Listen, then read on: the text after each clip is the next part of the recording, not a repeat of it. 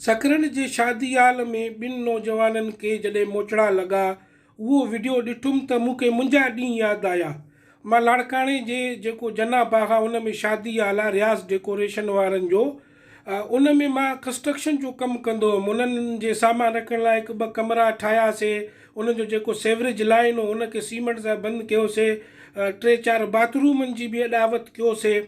उते हिकु ॾींहुं शादी हो जंहिंमें आजिया कंदड़ शराब पीअनि पिया। सो मुंहिंजो कारीगर चयो वञ तोखे ॻाल्हाइणु ईंदो आहे, तूं वञी मानी घुरेसि मथां असांखे मानी खाराइनि। सो मां वियुमि होॾे, उन्हनि खे चयुमि असां मज़ूरी था कयूं, असांखे मानी खारायो। उन यकदमि जेको मानी हलाइनि पिया उन्हनि खे चई अड़े पहिरियों इन बोर्ड मुतासिरीन खे खारायो। गुरबत हो मुंहिंजो शकल बोर्ड मुतासिरीन सां मिले पोइ उन वक़्तु 2001-2002 जो ॻाल्हि आहे। सो बाबा हुन शराबीन असांखे ड्रॉ ते मानी खारायो ऐं असांखे चई त तव्हां घर बि खणी वञो। ऐं रियाज़ डेकोरेशन जे मालिक बि चयो बाबा अॻिना वास्ते मज़ूरनि खे तव्हां पहिरियों खाराइजो मानी, रोज़ु खाराइजो मानी। सो असां ॿिए ॾींहं ते आयासीं, घर मां मानी बि कोन खणी आयासीं, उहो घर मां कणिक जी मानी आणींदा हुआसीं। लाड़काणे जे नादिर होटल मां कलेजी ऐं दाल बि वठी पोइ मंझंदि जी मानी खाईंदासीं। मज़ूर हुआसीं, ग़रीब आहे, गुरबत हो।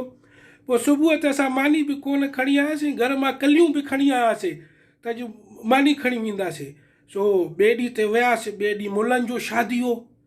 साईं खे चवां वरी कारीगर मूंखे मोकिलियो हुते, साईं जेको मानी हलाइण जो इंतज़ामु हो उहो कहिड़ो मुले वठो वॾी ॾाढ़ी।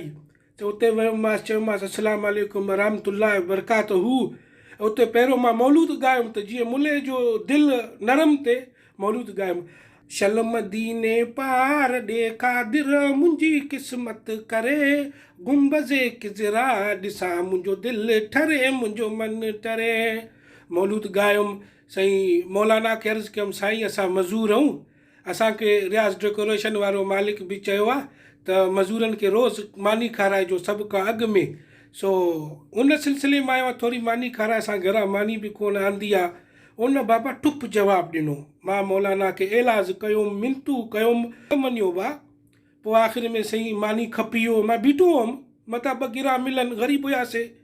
साईं खे चवां मानी खपी वियो। आख़िर में मौलवी खे चयो मौलवी हिकिड़ो कोका कोला त पचाड़ी पियार, असांजा आंड्रा सावा थियनि। न बाबा उहो बि न ॾिनई मूंखे मौलवी। बसि अॻिना वास्ते मां कंहिंजी बि शादी हाल में न वेंदुसि। पंहिंजे मासात एडवोकेट सुधीर बिरोई जे शादी हाल में वेंदुसि जेको लाड़काणे में आहे। पचाड़ी उते मूंखे मोचड़ा त न लॻंदा न। ऐं मासात एडवोकेट सुधीर बिरोई खे ख़बर आहे, मुंहिंजो नाले भाई बि आहे, उनखे ख़बर आहे यतीम आहे, हिनखे पीउ कोन्हे। पचाड़ी 2 गिरा त खाइण लाइ ॾींदो मूंखे, पोइ दावत ते वञा या बिना दावत वञा। बाबा ज़ुल्म लॻो पियो आहे, 2 वेला मानी खाइण ते बि चंबा था लॻनि। अल्लाह क़यामत आहे, क़यामत।